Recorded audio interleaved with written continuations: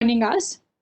Just for others who would like to know a little more about our speaker today, he's currently leading the global commercial operations and pricing strategy, which is very important in the given atmosphere where IT is what connects various people across the world. So, this connecting possibility that we have over WebEx is possible due to the organizations and people like Shantanu, who's been working with us. So, work sitting in any corner of the world, we can connect seamlessly. Shantanu has worked as a business strategist across various nations. So he manages US. He has a few reportees in US, definitely Europe and around, and has close collaboration with this continent in Australia. He's a certified advanced practitioner on contract management. He's a master's in business administration um, from a very premier MBA institute in Mumbai, and he's Mumbai, based in and he's Mumbai. based in Mumbai. Sorry. Okay. And he he's been working in telecom, hosting cloud services, and collaboration services, which is the new The term new for term. various webinars that we use. Um, so uh, I will hand over to Shanu in a little while. Um, in our today's session, we will be focusing on what are corporates looking from their new workforce or a fresh graduates workforce. In the last session that we shared with you, I had presented 4 different interview techniques that as an HR professionals we use uh, to interview candidates from any possible sphere of experience and field. And the reason we have Shanu today sharing her with us is the perspective of a hiring manager. So you do have HR involved into any recruitment, but the decision making is done by the hiring manager. And as leading a big team with Tata Telecom, he's been hiring various freshers throughout his career, and currently also they've been hiring. So it'll be good to hear from him. What is it that an organization or a leader or a corporate is looking for in their fresh graduates? And to before we deep dive into that with Shantanu, um, I'm going to just talk a little more about what some of the studies have shown. And on your screens, you are seeing the top 5 reasons that a graduate is not hired.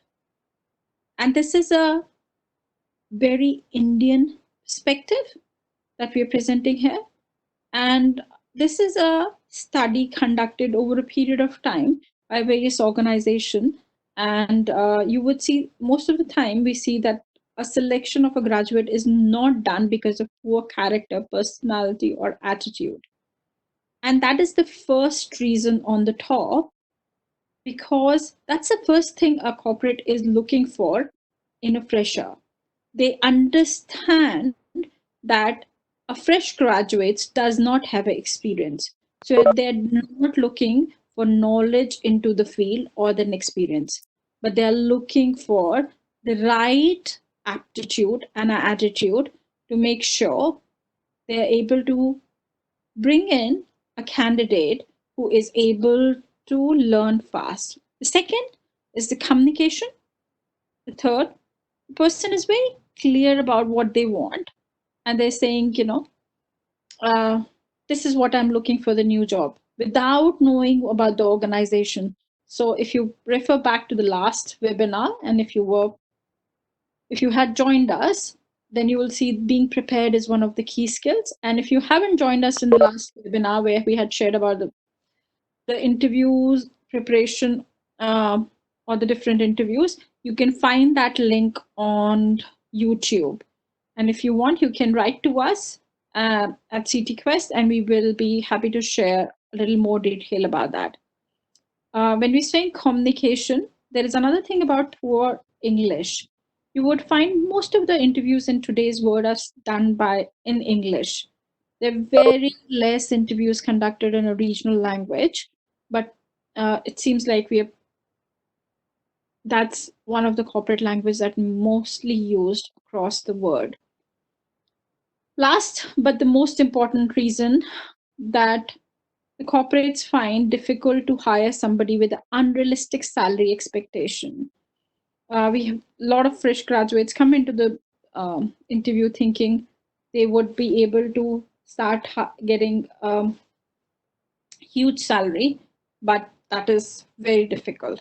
So, what are the attributes they're looking at? Communication, ability to multitask, behavior, flexibility, computer proficiency, and a research mindset. This is just scratching the surface when we are presenting you the data from various studies that show what is the a corporate is looking for in a fresh graduate. So, when you talk of attributes, attitude, aptitude, these some seem like confusing word. But if I can simplify for you today, with the help of Shantanu, that they're looking for a positive thinker, right? So a positive thinker is able to accept both the success and failure, which means resilience, and is able to inspire positive change, believes in whole self and abilities, and focuses on solution rather than complaining, cribbing, or telling something is wrong, and looks at opportunities and not in mistakes. Uh, so on the slide here, you can see that usually when we are interviewing candidates as fresh graduates, and we're just talking of fresh graduates here, the expectation a hiring manager or an HR who's helping the hiring manager is their attitude would be 4.0 to 7 at least out of 5. These are scores out of 5, mind you, 5 being the highest and 1 being the smallest. So attitude should be 4.07%. And actually, we find most of them with not the right attitude. Skills of 3.83. So you can see there's a huge difference between attitude, skills, and knowledge, and a knowledge of 3.7. But if you look at what we get actually is very different than this one.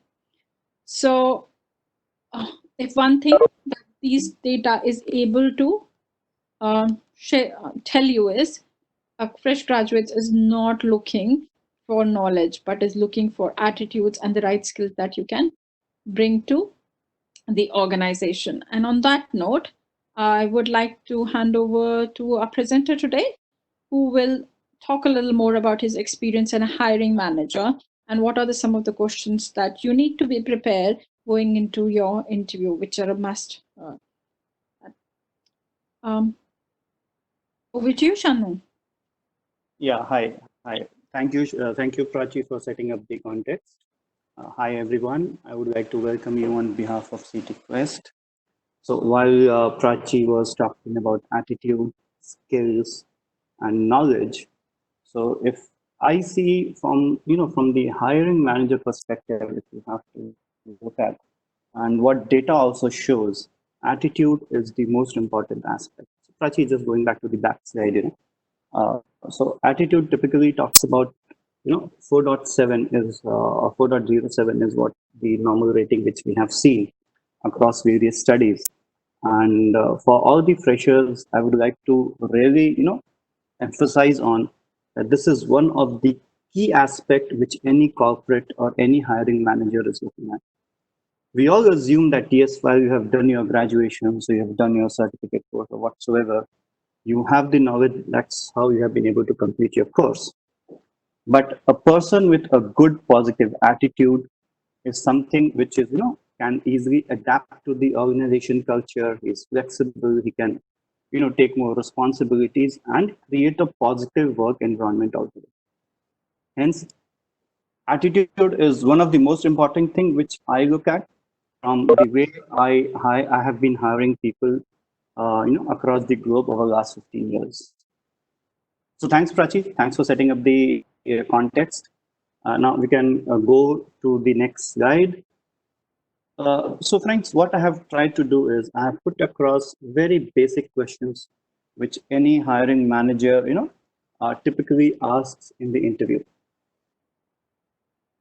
And trust me, these questions look very, very basic and easy to answer.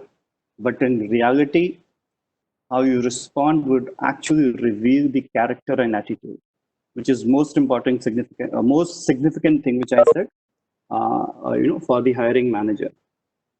So let's go to the slide number one. Next slide. The very first question which any corporate or the any hiring manager looks at. And the very, very first question most of the people would have faced is tell me something about yourself.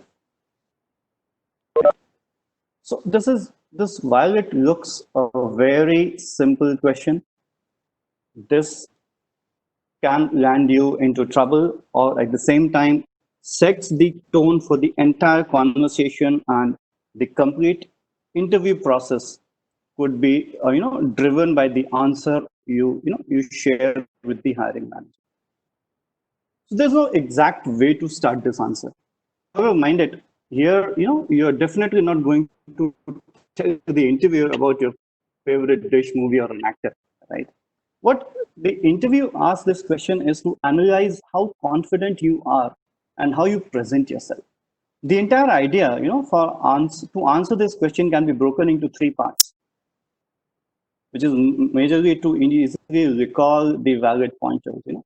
First one being the introduction, then getting into little details, and then concluding it.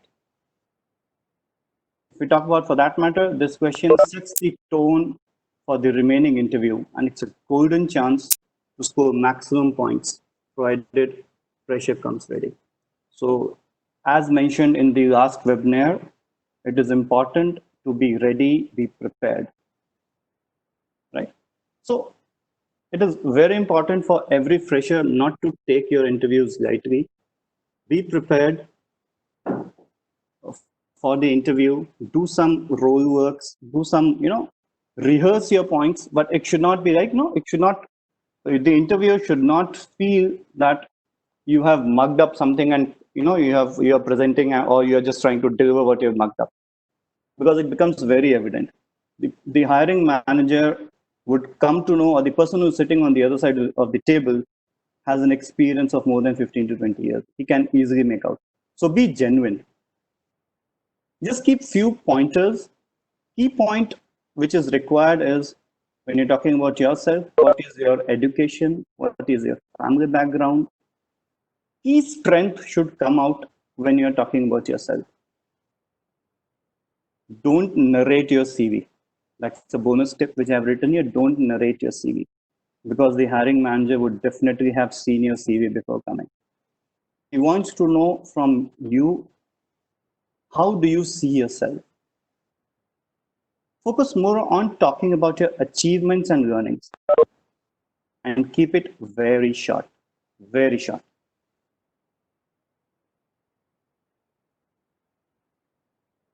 So if we say, I'll give you some tips, how to sail through this kind of pressure interview questions. The most important thing is, don't stretch it. The points which I mentioned, keep it very short. It should not go beyond 2 minutes. It should not feel that, you have come for an interview, someone has asked, and now it's your opportunity, and you keep, telling everything around the world, around you, around your friend circle to the interviewer. They're not interested in that. Right? In order to do so, what I said, you have to practice at home, and you have to ensure that you are concise. It should sound convincing, that it is 100% genuinely coming out of you and you have not fabricated it. So try to be genuine. Whatever you have seen, whatever you know about yourself, your strength, your family, Be true and don't exaggerate things there. If I just take a sample question, suppose there's a fresher, right? And interviewer is asking, okay, tell me about yourself. And the fresher is just maybe a simple graduate or an English honor. The ideal way to answer this question will be, hi, I am, whatever my name is, I can call it, I'm Shantanu, I'm from Delhi, and I have completed my English honors from Hindu college. It could be any college, I'm just taking a name, which is affiliated to Delhi University. I've completed my 12th grade from Delhi Public School with 89% or whatever, 90% from CBSE board. My family includes my father, who's an engineer, my mother, who is a lawyer, or whatever. Just be genuine. Tell about, yes, that a brief synopsis of your family, say your brother, wherever he's studying, your brother or sister. And then you can just, in a line, you can say what you like. So, like, I love playing chess and have been represented in my school in various districts or school districts and state levels. That shows that, yes, you have a hobby, you have an interest, you have been pursuing with passion.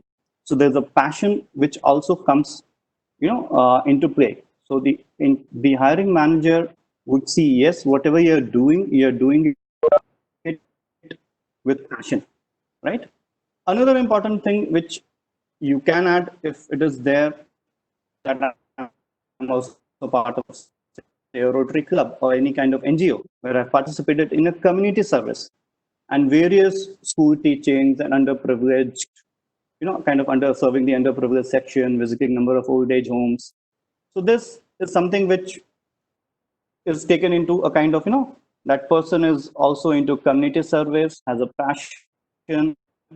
He is short, crisp, and is able to articulate what he has done or what he has achieved in his life so far. And that helps the hiring manager to understand your character, you as a person, and then take it to further questions or further decisions. So it is very important. Just be short, crisp, don't exaggerate, don't take it more than 2 minutes, but tell about your strengths, what you have done, what you have achieved in life, and you can, uh, conclude this discussion here, so that the tone of the conversation then becomes, the way you have now articulated yourself, the hiring manager will pick cues from what you have said, and then the next round of discussion will happen. So just don't underestimate this question. It is a very important one, and in almost all the interviews, whether I have conducted or I have been as a, you know as a candidate, I have faced these questions. You can go to the next one, Prachi.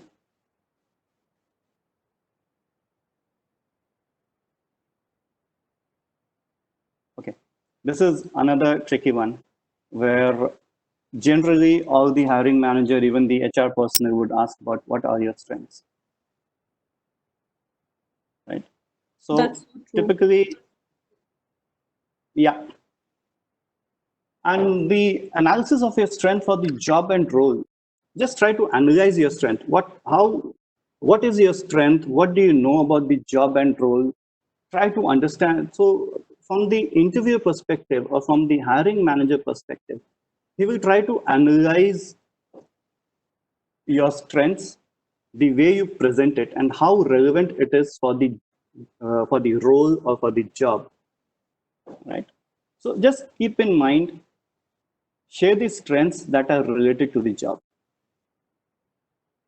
I've just put up an example, for typically an electrical engineer job interview. Talk about your expertise in evaluating electrical production systems, right? So what kind of interview it is, what is the role, try to analyze your strength and put a pointer that, yes, this is my strength, and how it is linked to the role, the current role or the job which you are applying for. And then there will be a correlation between your strength, the current opportunity which is there on table, And that's how the hiring manager will try to see, yes, if the candidate is fit or not fit. We can go next. Typically, if you see the professional strength, when we're talking about strength, is characterized in three parts. First is the main or your core skill based strength. So, when you're talking about your strength, these are the three typical points which you have to emphasize on. One is your core skill, because as a fresher, you are expected to know your skills. This is not a general managerial interview, right? So your education definitely plays a role. Your skill definitely plays a role here. So it is important to emphasize your core skill-based strength, your soft skill-based strength, and your character. Character is again your attitude. Soft skill is your communication, how you communicate, right? So all these three aspects are very important. Important thing to note is whenever anyone is asking about your strength, don't use common adjectives, right? I have seen people coming up and saying, I'm very hardworking, I'm quick learner, I'm sincere, I'm a team player.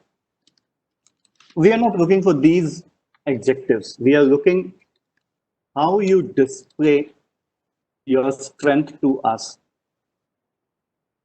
right? So try to use examples, not just simple adjectives. And you have to be genuine, because definitely if it is faked, people know.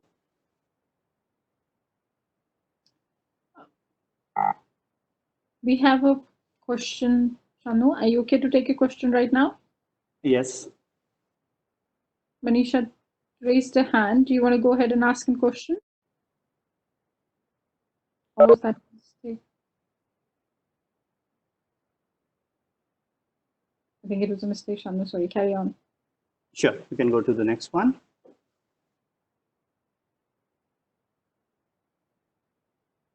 Okay, this is a tricky one. What are your weaknesses?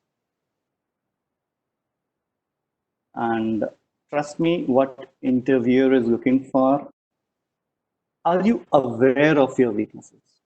Are you self-aware? Are you honest? And how are you coming up with a plan, or a way to mitigate your weakness and taking it as a self-improvement or growth opportunity?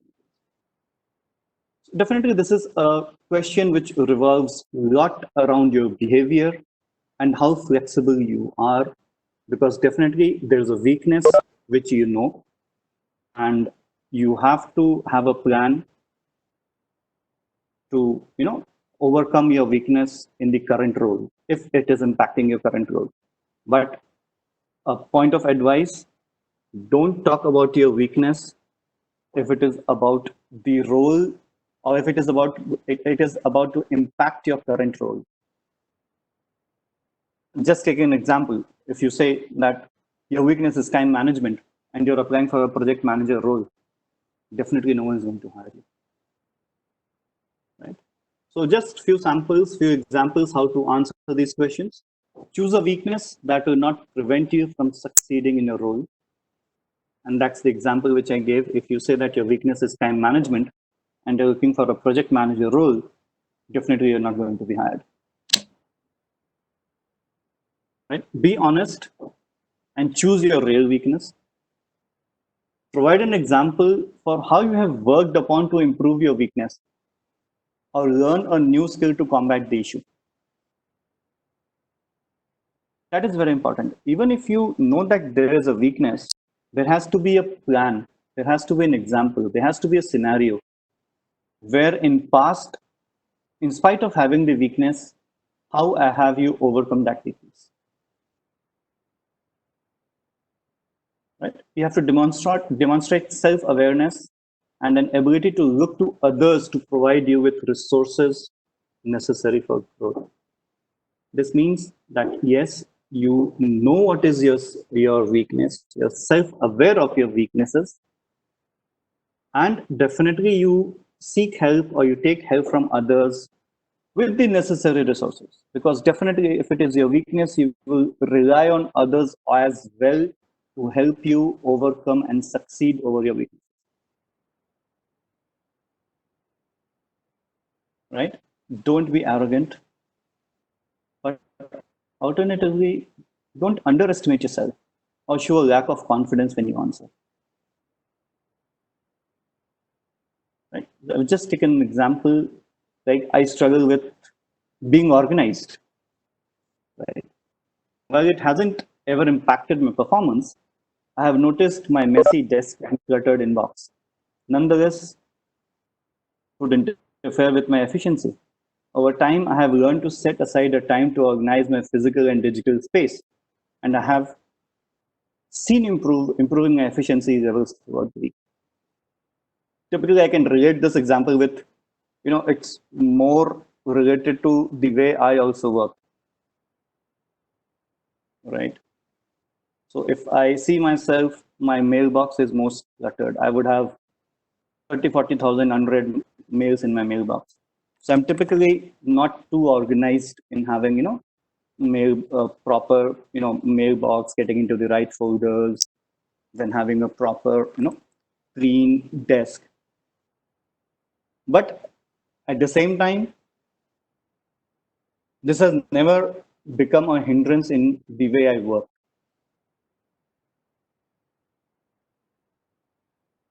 right? So there is a weakness which I know, but it has never impacted my working,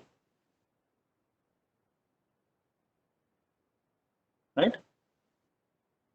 Okay, go Can next. I just add there?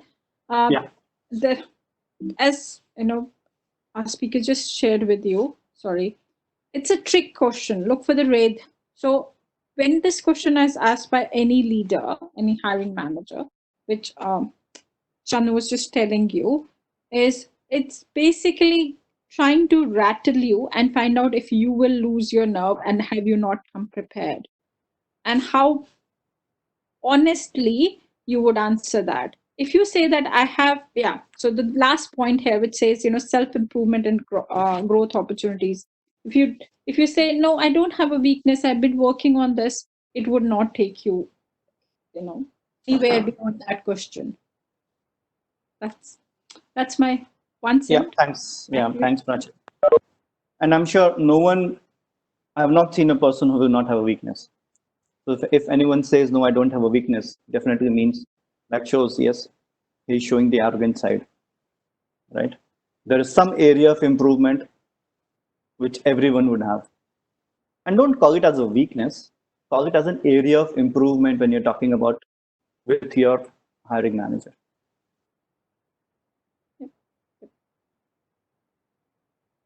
Okay, we can go next. Very simple question, but it really tells you about your thought process. What are your hobbies? Right? So the actual idea behind asking this question is the interviewer wants to assess your personality. How is your energy level and how fit you can be with the company's culture, right? So again, while everyone would have different kind of hobbies, but hobbies which are not relevant in the corporate culture, please don't bring that hobby up. Don't say that I'm in habit of collecting points or whatever. I will, just share something that adds value to your skills. Mm. Suppose you are looking for a kind of business development or a sales role, right? Then traveling and meeting people could be a hobby which you can emphasize on. If you have that hobby, you can emphasize on that. Yes, I love traveling, meeting new people, having creating more relationships. So that is something which is an important aspect, and that also goes well with the role or the opportunity which you are seeking. Right. So I've just mentioned a few things to remember, which will be shipped across along with the text guide. So if you see the most common hobby or the interest that seems acceptable is something which your friends in your family would also be aware of. Some hobbies work, including like sports, music. If you're unsure, just wrap it up in two sentences. Don't stretch too much on this. Just wrap it up fast. Next.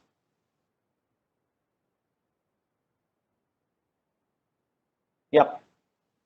So how not to answer this question? What are your hobbies and interests?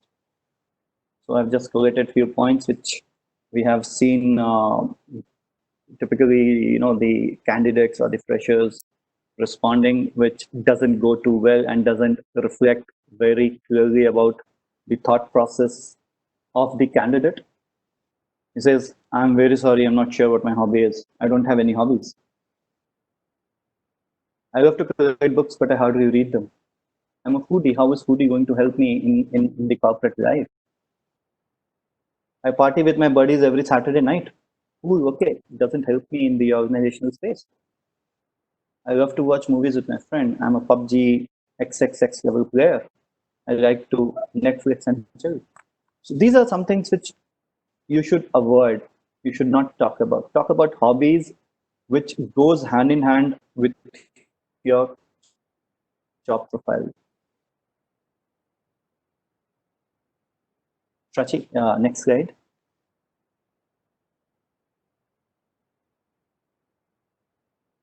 Okay.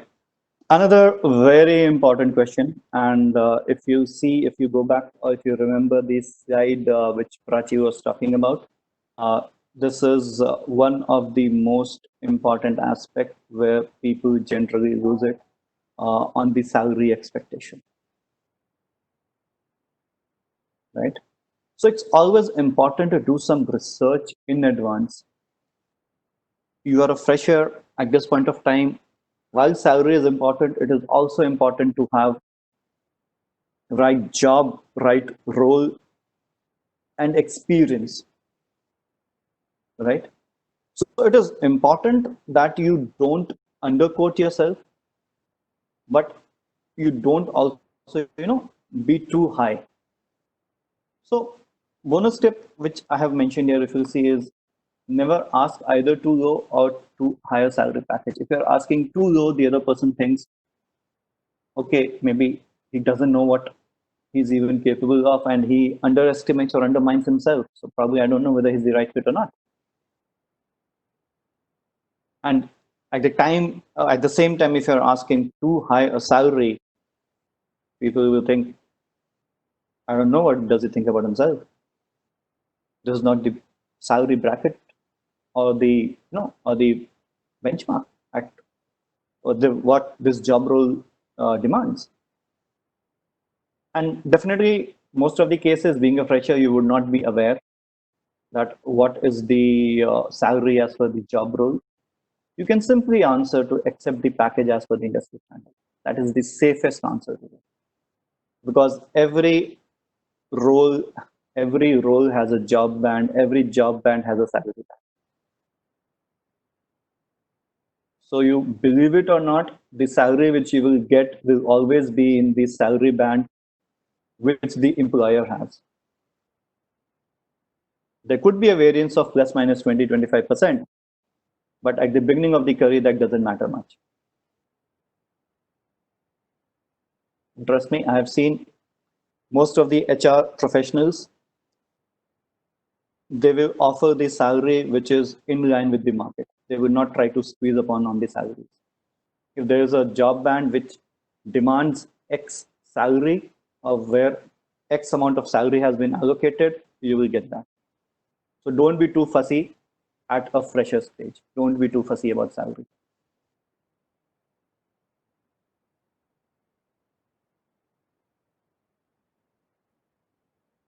Just an example which I would like to quote, So if you are not sure, right, you can answer, you can typically question them that I'm particularly curious about the salary grade for this position. And would it be possible for you to help me understand how you compensate your present employees? So that shows the curiosity which you have.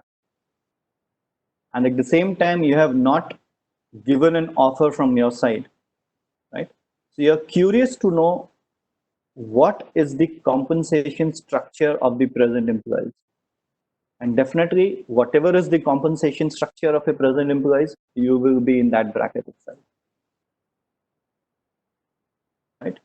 I think these are important, very important questions. You have to just be prepared, rehearse these typical 4, 5, 6 questions. There are other few more which I'm sure you will get along with the deck. So we have identified top 10 questions which we see in the corporate world, which people are looking at, which hiring manager is looking for in the freshers. And if you're prepared, the chances to get through is higher.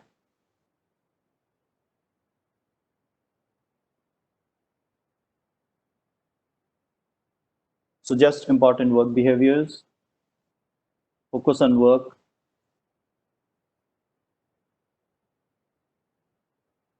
Typically, this will, if we talk about focus on work, avoid being absent-minded or distracted. Communication should be fact-based. Your communication should never be anecdotal. It should be fact-based. Listen before responding. That is very important. When someone is saying something, please listen. Don't start, responding before he has even completed, because then that is not a response. You're reacting to person's question which he has not even completed as well, right? You have to be flexible. Don't be too pushy.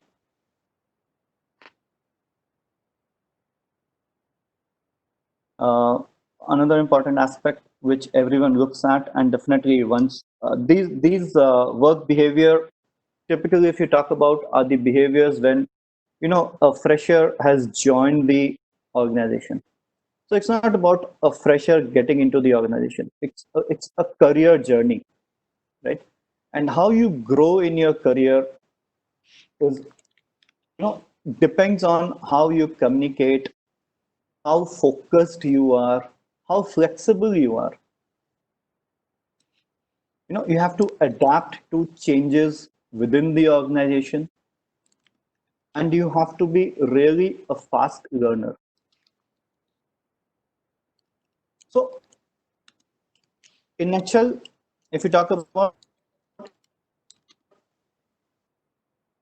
the 5 questions which I talked about, really makes you understand what is the hiring manager's perspective, not the person who is being interviewed mindset, right? So that will help you formulate your answers, your responses when you are attending any interview.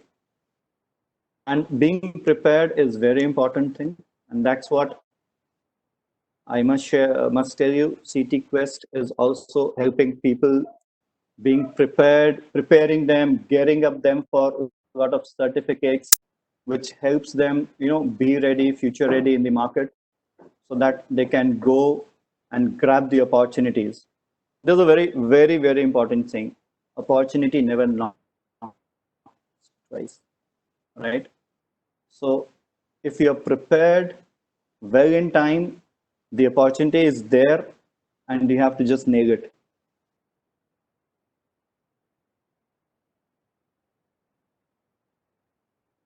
right? Prachi, you want to add anything on this? Um, no, Shanu, thank you for that. Um, I just was wondering, these are a few good things that we always see. A lot of fresh people, graduates, people looking to start their career may take, when they're very smart, may take it for granted and not come prepared. So it might be a good idea. I just wanted to remind everyone that being humble and being smart are two different things. So just don't confuse them with that. At this point, can I ask you, Shanu, how did you start your career? And after so many years, you presenting to all of us today, did you have any struggles or was it a smooth sail for you? Uh, so it has been definitely, it's not a smooth ride. So if you talk about myself, I started my career 19 years back. I did my engineering from not one of the top A grade colleges. It was typically a B grade engineering college, right? And obviously, the time when I passed out, there was a total slowdown in the economy. No one else was coming to campus. There was no hiring at all. So we all fresh graduates, when we came out of the college, we had no job in hand. So it was a tough time for us.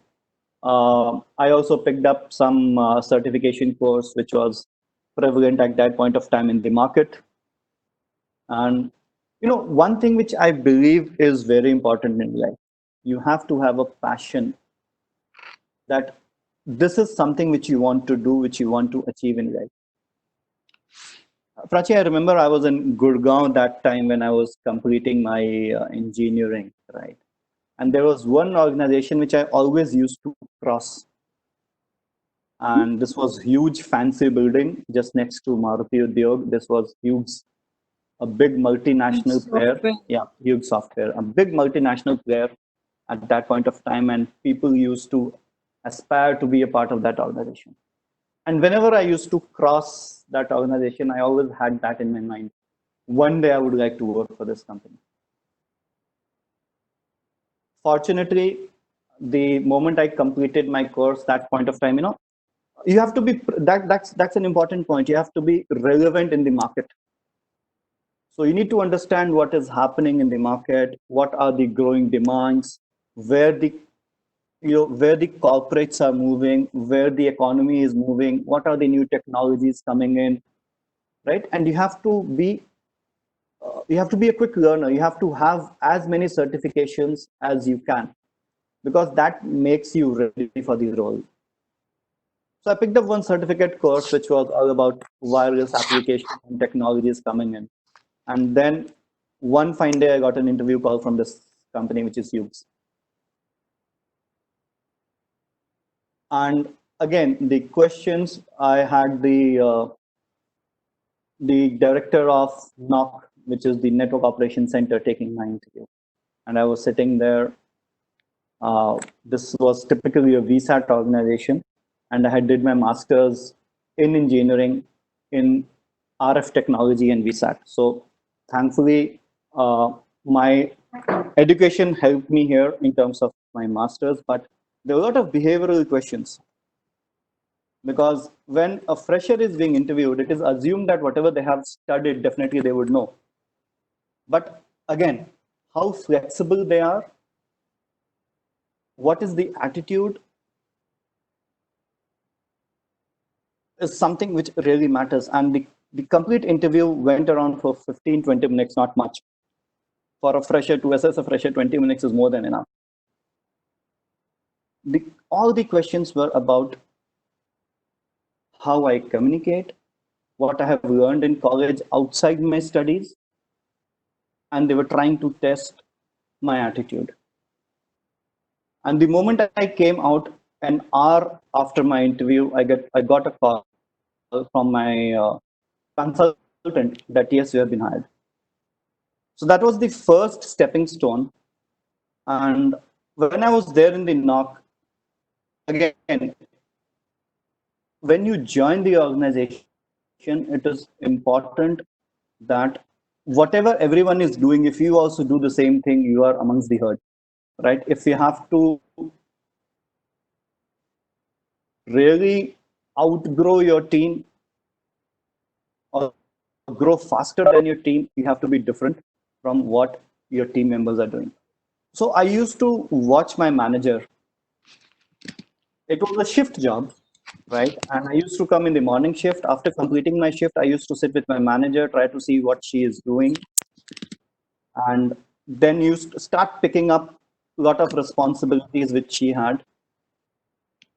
And apart from my work, I gained more skills in terms of different technologies, different things, and that's how keep upgrading yourself.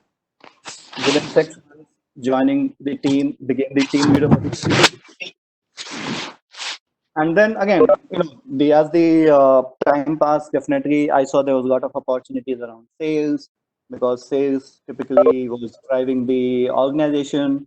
They were the revenue getters for the organization. So then I moved into sales, again into a telecom domain, and I was selling the new launch products.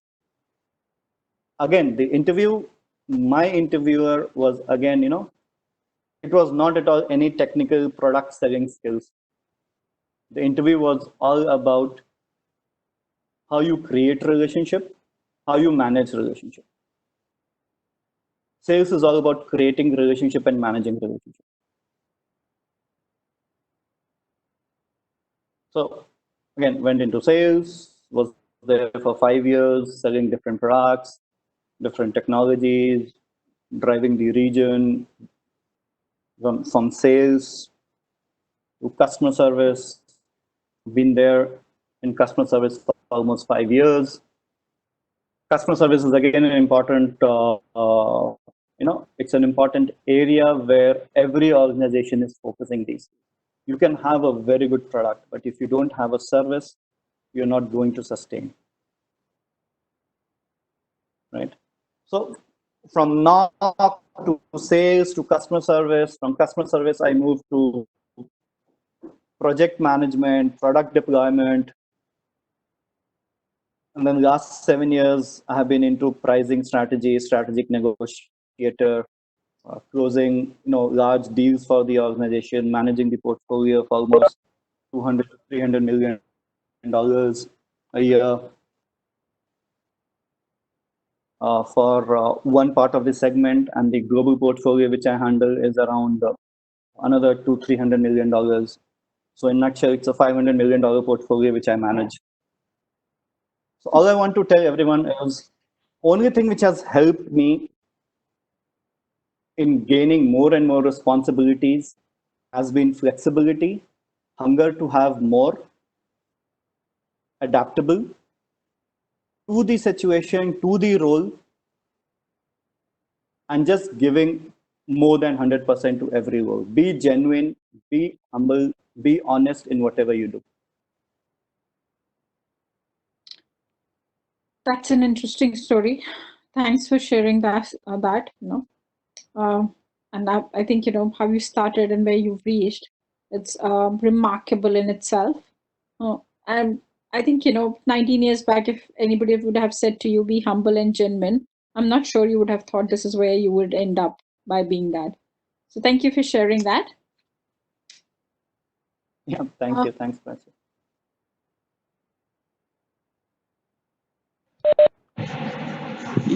Yeah, so thanks, Shantanu and Prachi. We have a few questions from the audience. I'll just ask them one by one. So the first question is, on what basis do the interviewers assess the attitude of a candidate? And I think you talked about a lot about attitude with respect to the freshers. So how would an interviewer assess this? Okay, Ashish. When I'm taking an interview, the way I assess the attitude of a person is typically I always prefer getting into a face to face interview, right? Or if it is over the call, it's a video interview.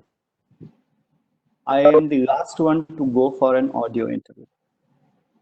This gives me, when I'm talking to a person, there's an eye contact. It talks a lot about how the person is presenting himself, his body language. There's a lot of background noise.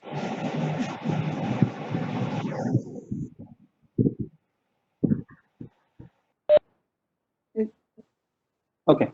So the important aspects are the way the person communicates, the pitch of the person, the way the person is speaking, the pitch should not be too loud and should not be too submissive as well.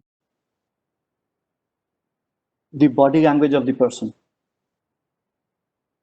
And when you talk about, typically when we ask these basic 4 5 questions, your strengths, your weaknesses, your hobbies, tell us something about yourself. The way the person comes across and answers these questions tells a lot about whether the person is having a positive attitude, whether is he flexible, is he adaptive to change. So that is how we look at from an interviewer perspective. Yeah. Can I just add to that, Shanu?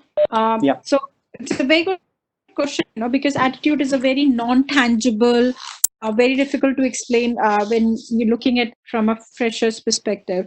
But just to add on to what Shanu has just shared with you, I was recently hiring for a CEO level position, and I had a person come in and say, how would you explain your achievements? And he came and said, I found out that the last CEO in that company was uh, stealing from the company. So I escalated to the board and I made a huge saving for the organization.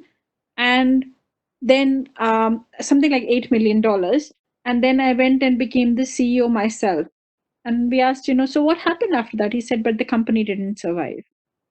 So I think, in short, if you look at that whole answer, it tells you tons about that person's attitude. He was more looking to grow by stepping on somebody else and taking the organization, maybe for the right reasons. But he turned around and did nothing with that organization. A very So, good example, Prachi. Yeah, a very good example. so it tells you about the person's attitude by the way they explain one simple incident. Thanks, Right. Prachi and Shantanu. The next question is related to compensation. So we did talk about, especially with regards to freshers, sometimes it's very difficult to put a value amount to the salary. So the question is, when, especially Shantanu, when you were taking the second example, Prachi, if we can move to that slide on that question, Yep. where the example was there, question number 5. Right. Question number Sorry. 5. Yeah. So when you're talking about compensation system for the current employees, the Prerna in the from the audience wants to ask, if you could elaborate on that. Um, I can take that question. So when you look at any organization, established organization, we have clearly compensation benchmarks set up for each positions, which is a minimum benchmark and a maximum benchmark. And I think what Shanu was referring to, those benchmark was so as an organization, we cannot go higher than the given set benchmark and we cannot go lower than that benchmark. So if we are hiring freshers, almost every fresher would be hired at a similar salary, if not exactly the same. Shanu, please feel free to add anything on Uh, that. yes, Prachi, what you said is absolutely correct. So, how we also evaluate the salary structure is what you said. There's a lowest benchmark and there's a highest benchmark. We typically try to break this into four quartiles, right? And generally, all the hiring happens between quartile one and quartile two. Uh, we generally try not to go beyond that quartile. So, Prerna, for making it easier for you, suppose if there's a employee and there's a job band which says that salary has to be between 10 to 20 lakhs, right? So typically we will have 10 to 20 lakhs distributed between four quartiles, right? So 10 to 12 could be one, or 10 to 12 and a half could be one, and then so on and so forth. Generally, the hiring will happen only between first and second quartile, because when the candidate comes on board, definitely we are anticipating that he will be there with us for a couple of years. And then at the same time, every year passing, the way he performs, there'll be performance appraisals, there'll be increments, right? And for that particular job band, there's a salary band which is defined. So this is more from the employer perspective, how they see hiring a candidate and at what job band, at what salary band we need to hire. So and also we need to maintain a kind of parlance within the same grade, the employees in the same grade as well. Otherwise, there could be a lot of dissatisfaction as well in the employees. Uh, Prachi has quite covered that, right? Thanks. It's more of your subject, Prachi, from an HR perspective. But Right. yes, Thanks. Yeah, I think we both are saying the same thing. So that Thanks. is the current compensation, Prerna. So everybody's grade is fixed and their compensation is fixed. So if you're coming into that grade, the person will be paid the salary similar to it. Thanks, Prachi and Shantanu. The third question is about weaknesses, and this is, I think, a particular reference that the participant has given. That uh, they say that if they are not able to complete, tasks, or they they seem to be lazy, then how to present this? Because this would be a very critical factor as far as any job would be concerned. Nobody would like to hire someone who cannot complete the task, or is uh, not seen to be very punctual and prompt. so there are. I'm going to start. Sorry, Prachi, go ahead. Go. Okay, I'm going to start. That's a really, really funny way of asking that question. But I think, I can understand what you're asking, Pratajak, because I find, and it's a very cliche answer, but you would find a lot of Southeastern Asian or people coming from Indian continent would have that they complete anything of 70% of their job, and they do not provide mostly the closure, and that's one of the biggest weakness. So how do you say that? I'm going to answer that for you. You can say, I quite I'm a person who likes to be a smart worker and choose not to be just logging along. So I look for ways to do a job as quickly as possible and complete it because I am motivated by deadlines. So if a task is taking too much time, I lose my motivation. So I set very strong deadlines for myself and try and achieve them before the last date. So you're not saying that you don't have continuity, but you're actually saying that I set good deadlines, and that's why I try and finish them. Sanu, you would like to add anything? No, Prachi, I think what you said is perfect. Yeah, What that's a brilliant way of putting it. But then, Yeah, like we are emphasizing, if you do get the job, you will be held accountable to what you have said. Setting strong milestone, motivating yourself. So be careful, even during the interview, of what you are committing. Yeah. So you'll have to agree, And nobody forgets what you say in your interview. Definitely not an as HR person. Uh, at I least do not the hiring manager. not even hiring manager is going to be your manager. So project, you need to be careful. And you can always find examples, to say, how I do a job. And one of the examples that I can share, and you can bring up your example is um, I have a big chandelier in my house which has a lot of crystals. My husband was cleaning it one day and he said to me, I looked at him and said, this has got too many crystals. He said, okay, smart woman, tell me what you would do. I said, I will put them in the dishwasher. I put them in the dishwasher. It took 30 minutes for them to be done. That's easy, but you can be smart about doing the same job. I would never do 200 crystals, standing whole day and cleaning them. So I found another way to do it. Thanks for that add-on example. But again, it should be your example, not Prachi's example. Not mine. Yeah. Yeah. Okay. So let's move to the next question, which is again very relevant, I would say, in context of the current circumstances. Shantanu mentioned about the 2001 situation, for the market crash, and jobs dried up. Again, especially for the freshers, this is a very difficult time, considering that the economy has, all over the world, not only in India, but all over the world, has taken a nosedive. So the person is asking the question, for a hiring manager or for the HR, how important is an online certification? Is it just sufficient to be adding number of certificates or certifications to your resume? Uh, how does that influence the hiring manager, or the HR? You want me to take that? I'm happy for you to start. Okay. So definitely, the current crisis, if you see across the globe, the situation is really bad for the freshers, right?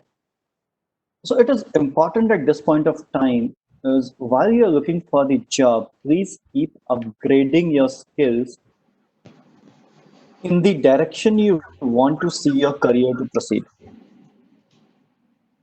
If you are, say, from a telecom background, right? If you are a telecom engineer, if you are an electronics engineer, do some certification that adds value in terms of cloud collaboration services because that is where the world is moving, right? The new, the new way of working is definitely moving towards with the COVID situation all around is moving towards work from home. So there are a lot of work from home solutions which are being sold to the corporates. And that is where a lot of cloud comes into play because all these applications which anyone is accessing is hosted in the cloud. So for telecom people, I'll say upgrade yourself. For the technology guys, upgrade yourself with the latest technology. Similarly for the for specific to clinical research, I would not have much idea, but Prachi can add on to this. So whatever is your niche segment where you want to see your career growing, please keep adding that. At the same time, don't be too fussy about a particular organization. If it is even a mid segment organization and you're getting a role which is in line with your aspiration, choose the role at this point of time. The moment economy will open up, you will have opportunities and then you will not be a fresher. You will have some experience in hand along with backing of your certification, which will help you sail through faster. Prachi, you can add on to this. I'll just share the HR perspective and then I'll hand over to Ashish to. So, from a clinical research, pharmaceutical, and a healthcare perspective, what it does, all the things that Shantanush just mentioned would apply, right? When you're doing a certification, you are showing to an HR or an organization that you are interested of carrying on your career into this particular field, and that is what a certification is showing to us on the corporate side. So on the other side of the table, we look, you've done a certification. It means that this is you're serious about it, and you have a knowledge more than a simple pharmacy graduate or a simple person coming in. So that is like if everybody else is a B, you are A with that certification when it comes to the selection criteria. Ashish, you'd like to add anything there? Yeah, I think Shantanu has put it very well as you. So until when I'll talk from the perspective of an hiring manager Hmm. because I have been in various middle and senior management positions in the clinical research industry. And when we talk, when I get to interview candidates, they are usually coming to me after they have gone through 2 to 3 rounds of interviews. So while I'm looking for attitude, what I want to see is how quickly will this person learn? Because as a fresher, I know this person has maybe theoretical knowledge, but certainly will not have practical knowledge. And I or my junior manager will have to walk them through the entire process step by step. So, of course, if they have done a certification, I would know that yes, they are a little more than the routine B Pharma, M Pharma candidate that is coming to me. Second thing that I will also understand from those certifications is the person focused toward one particular field they want to work in? It's not about getting one certificate in management, another in accounting, third one in telecommunication, fourth one in clinical research, fifth one in sales. So that is basically telling me that this person is all over the place. Either they are confused or they are just gathering these certificates, we used to do when we were young, flashcards. Yeah, absolutely, Ash. And the third and most important thing for me would be, what is the attitude towards learning? So if I see a person who has done, suppose, their BSc or B Farm in 2017, they have done an internship, and now in 2020 there is no additional skill development that has happened, and they are coming to me or to my organization for a clinical research positioning, or even in pharma, they are coming to me for a quality assurance position, uh, and they have not shown any uh, further skill development from the B Pharma or from the M Pharma, I would be putting some negative points against their CV. So that's the value of certifications. Like, to summarize, focus, think about the areas which will be important to you and to the world in the next 5 years. Uh, See what would be most relevant for you, what you want to do, what you don't have in your current, I would say, course. You have done B Pharma, M Pharma. What is it that is missing in that area? And then try to acquire it. And so when I would look at the course, I would look certainly at the content.